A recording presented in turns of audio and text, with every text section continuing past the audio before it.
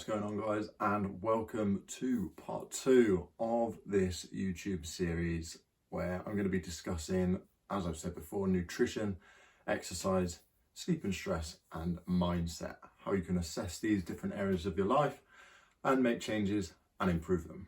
So stage 2 today, we're going to be talking about exercise. Hope you enjoyed the last video on nutrition. If you haven't seen it yet, I will drop the link in the description below and check that one out if you haven't already. So today, like I said, we're going to be talking about exercise and more specifically sort of what exercise you should be doing and what sort of activity and how much of it you should be doing essentially to achieve your goals. Now, a lot of people get into the habit of doing endless amounts of cardio, and that's not necessarily a bad thing. I think getting in some cardio has got great health benefits, and you should definitely incorporate some form of cardio, whether that be running or it could just be as little as walking.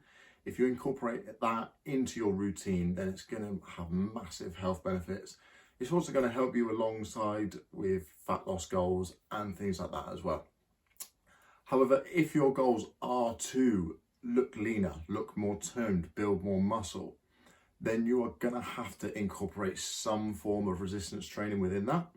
Now, obviously we're in lockdown at the moment, so whether you do that at home with body weight or whether you've got a couple of dumbbells or some bands, you can get a good response from training from just doing these things with body weight, bands, things like that. You don't need loads of equipment. Obviously, when the gym's open, using the machines and obviously the heavier weights does make it a hell of a lot easier to be able to do this.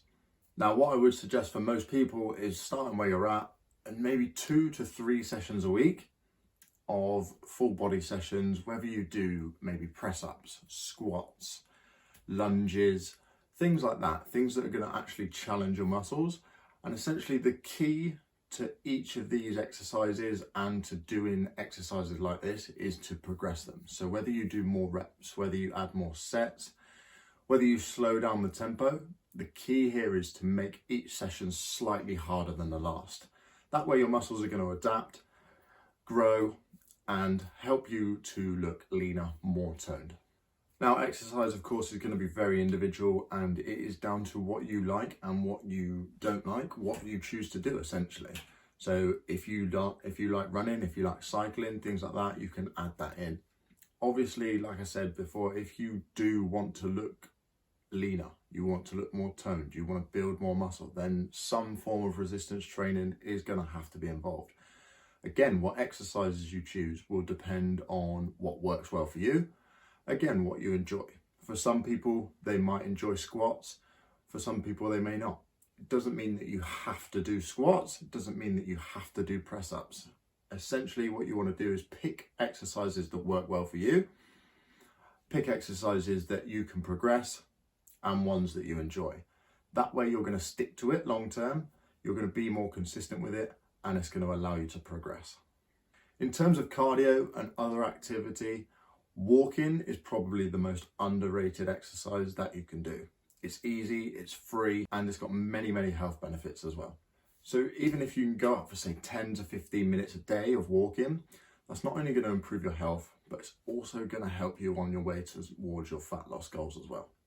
So the big take homes from this is to start where you're at. Whether you exercise 2 to 3 times a week, whether you exercise 1 time a week, essentially start where you're at and then progress from there. You can maybe add in another session later on, but start with something that's actually going to be achievable. There's no point in saying that you're going to exercise 6, 7 times a week when realistically you could probably only do 3. Start with 3, build from there, get some consistency, and then progress. Whether you add in cardio, whether you do resistance training, it's completely up to you. What you want to do is find exercise that you enjoy, that you're going to stick to long term. From there, you can progress it, and then keeping consistent is going to help you to get the best results. Hope you've enjoyed this section. Join me next week for part 3, where we're going to be talking about sleep and stress. And take care, and I will speak to you soon.